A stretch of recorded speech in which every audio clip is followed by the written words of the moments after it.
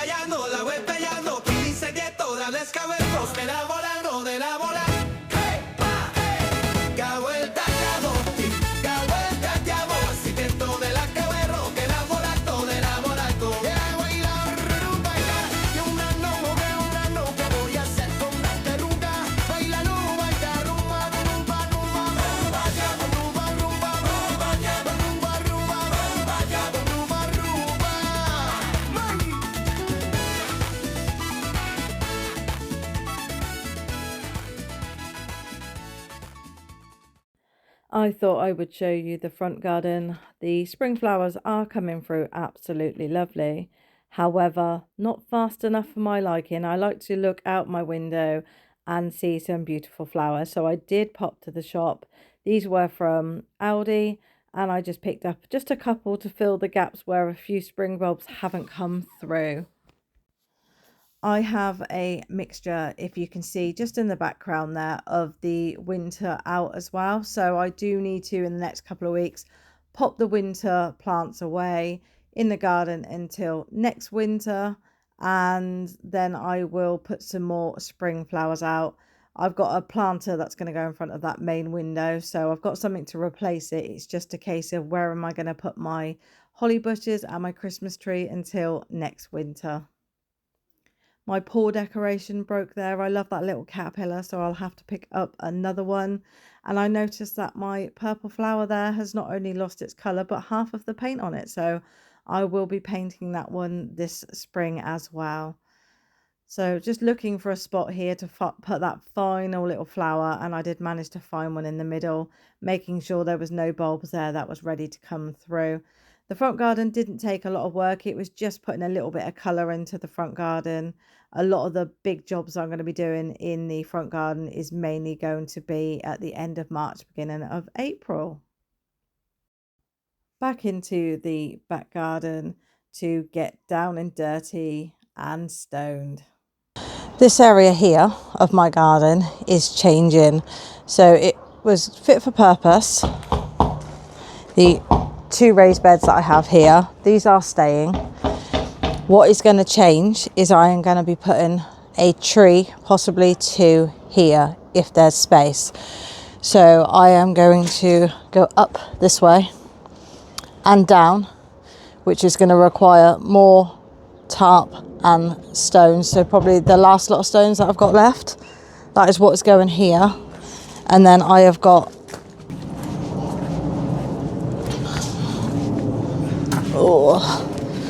a raised bed again, obviously. That's the width. That is going to go on the ground.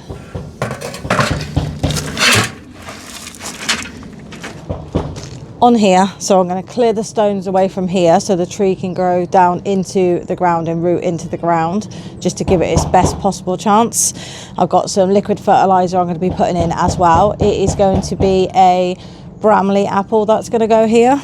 So that's what's going to go here. And then around the tree I've got some more strawberry plants, some strawberry marshmallow that is going to go around that area, and possibly a few bedding plants in and around, maybe some calendula, some basil that will go with the strawberries. So as you can see, I don't need to go any wider, but I do need to come across this way and make a better walkway, as the grass is extremely boggy down this way. So I'm probably going to do 1 foot all the way across and down to give me a lot more leg room to work on these 2 beds that are here. So that is what I'm going to do next.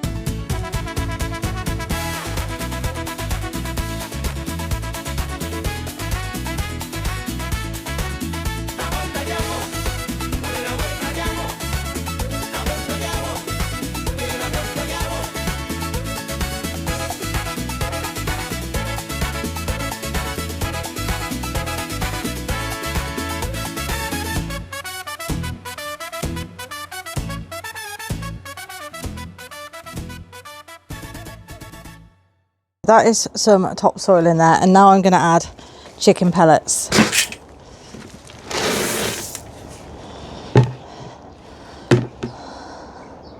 So that is a slow release fertiliser. Obviously the trees going in are going to need a little bit of help, so I've just added some slow release fertiliser there, and I will also add some more fertiliser.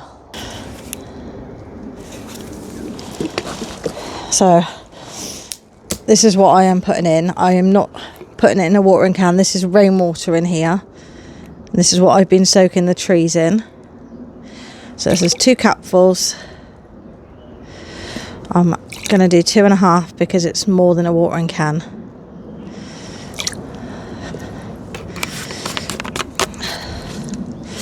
So that is an instant fertiliser and feed, and then I've got the slow release in there.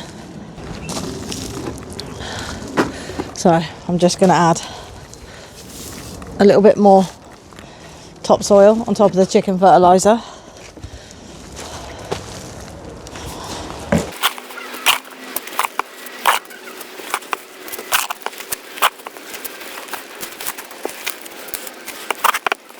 Pour half in.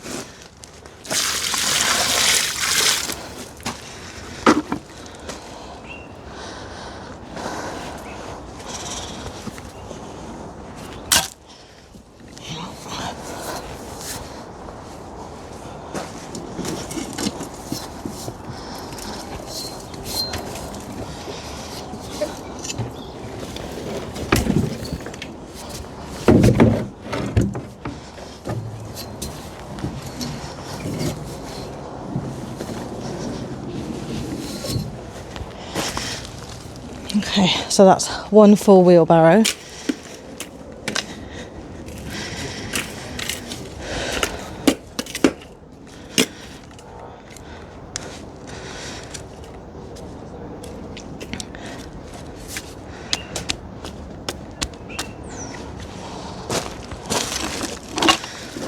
Then I'm going to pour a little bit more in. And then get some more compost. I really enjoyed doing this. The topsoil wasn't heavy, it wasn't soaking wet, it was lovely and fine, such good quality. So this wasn't a chore. Normally it's a bit of a chore when I'm having to spade in tons and tons of compost or topsoil or any type of material like that, but this was an actual pleasure. I'd pop the pot in the middle there just to give me a little bit of a guide of the centre ready for putting the tree in. I definitely had to dig down deeper. It was quite soft at the bottom, so I knew the tree was just going to sink a tiny bit. So I wanted to make sure I didn't go above the rootstock, which I've learnt from my apple tree at the front, making sure the rootstock was actually well out of the soil.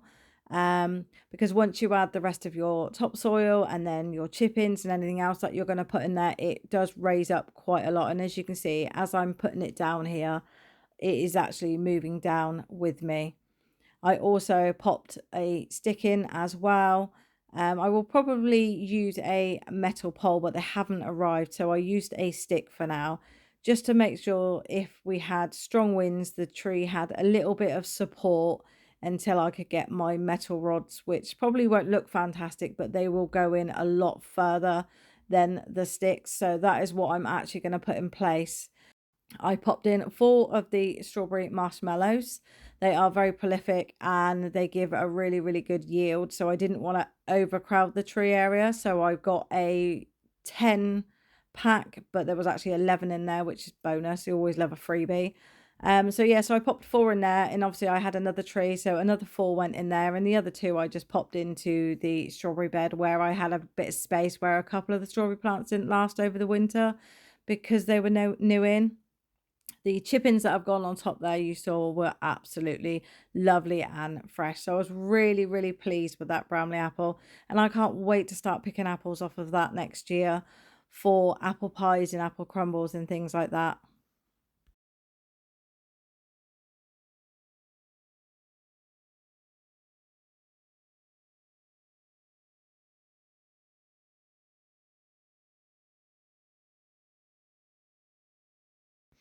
Now onto the other side, which is directly opposite what you've just seen me do.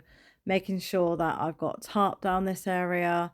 I had to be really careful with this side because I am putting in a new vegetable patch. I needed to make sure that I had a little bit of space to be able to put the wood in behind all of this.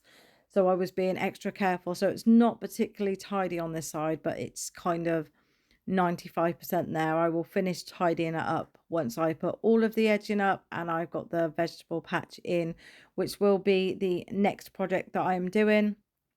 As you know, I'm working my way up the garden, and now this area has been completed, the vegetable patch is next, which will be a very big job indeed. So I can't wait to start that and show you that. I just need a couple of days of sunshine to build it, take apart what is there and replace it, and then anything that I've got planted, because it's not as wide as what I've actually got here, I will then need to move. And I've also got probably 500 to 600 litres of topsoil and organic compost that will actually go into the new vegetable patch. So it will be like a raised bed.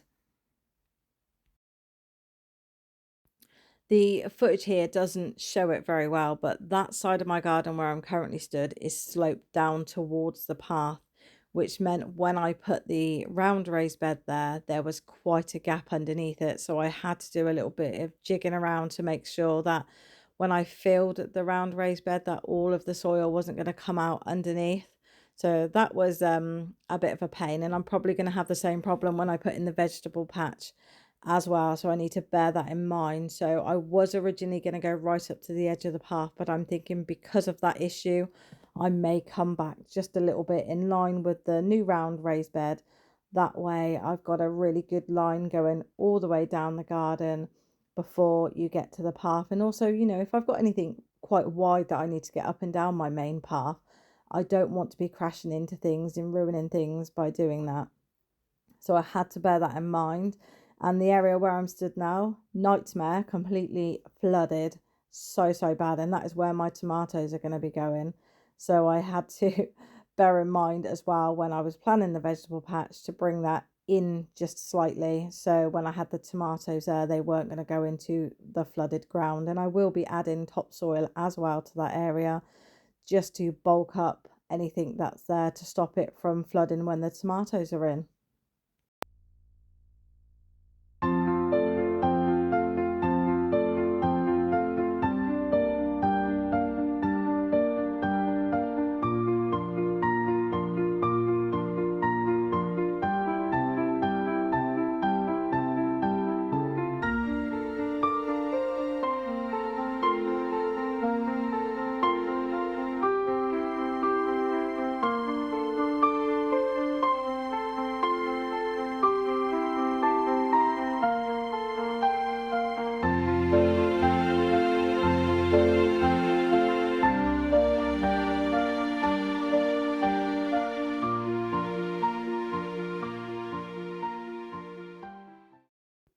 So just finishing off with the tree. Again, I just repeated the process, put the liquid fertilizer in, put the chicken pellets in, used the topsoil and a stick to hold it steady.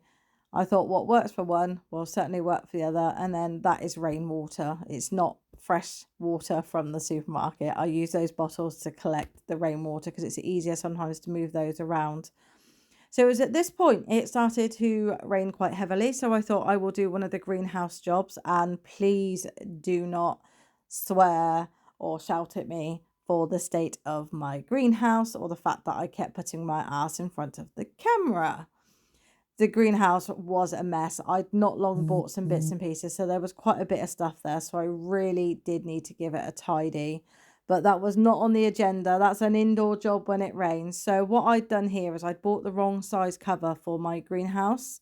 So I had a smaller greenhouse there, and for some reason I bought a double one. I think originally I was going to put my two small ones together, but I changed my mind like I like to do.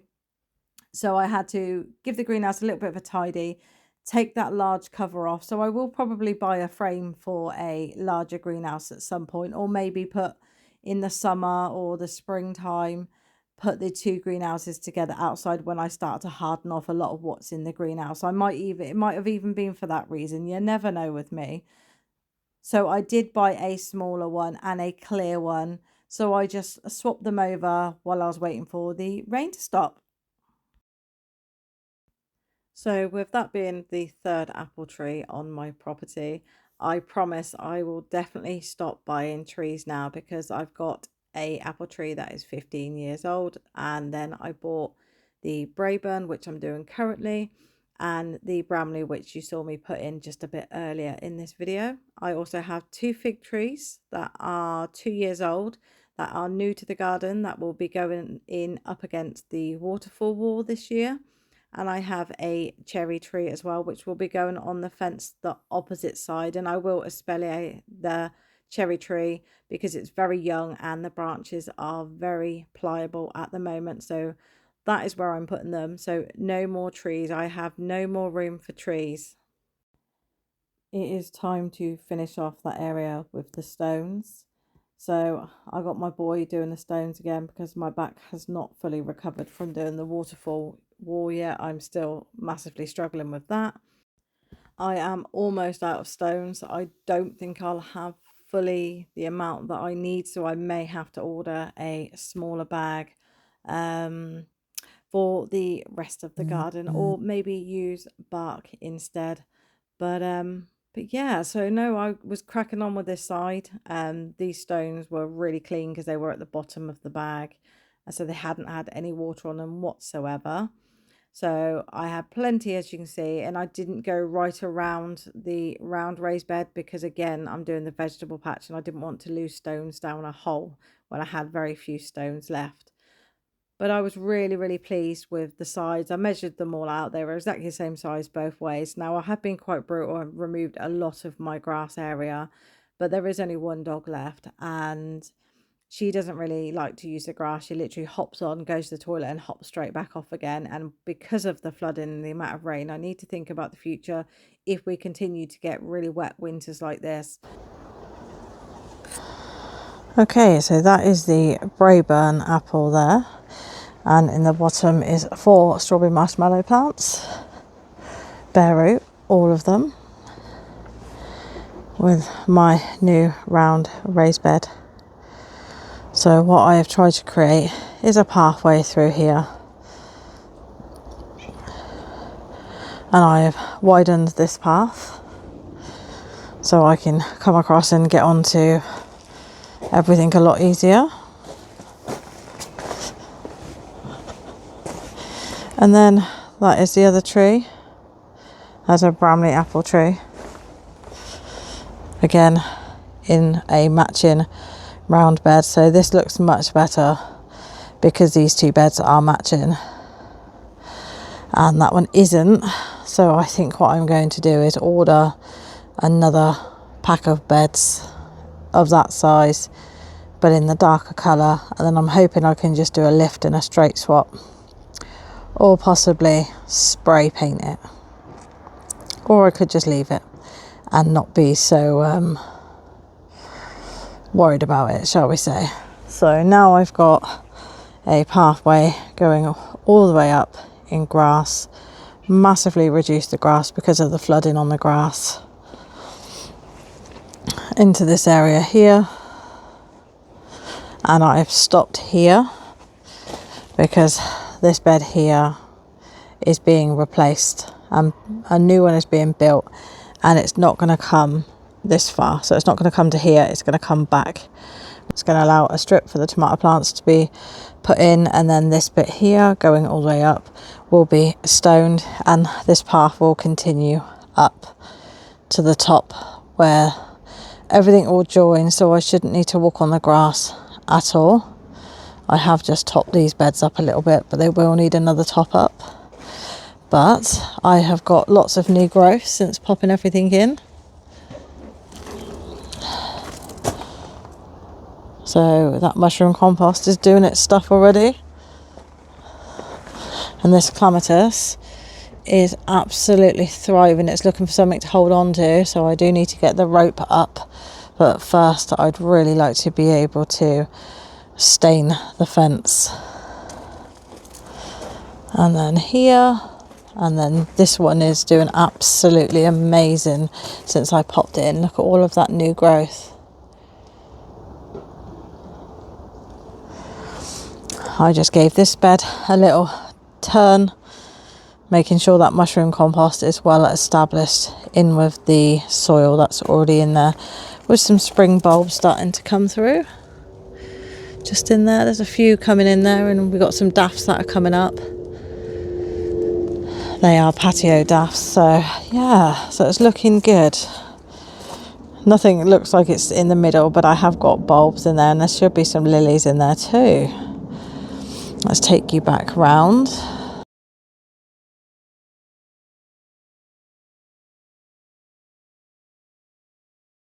So I am super pleased with today's progress. Like I said, it's been the first dry day that I've been able to get out here. It did warm up a little bit, not enough to take my jacket off, mind. So this area has been completed. The log won't be staying there. And then as we go up, I've done all of this. The back wall is done up to the green raised bed there. And this is where it stops here.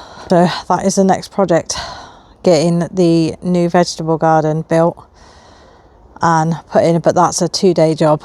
And there's a little close-up of the second greenhouse in the greenhouse that I popped in here with lots of space there. I've just taken off what was on the bottom shelf and popped it up here for now, off of the floor, so it's got a little bit more light.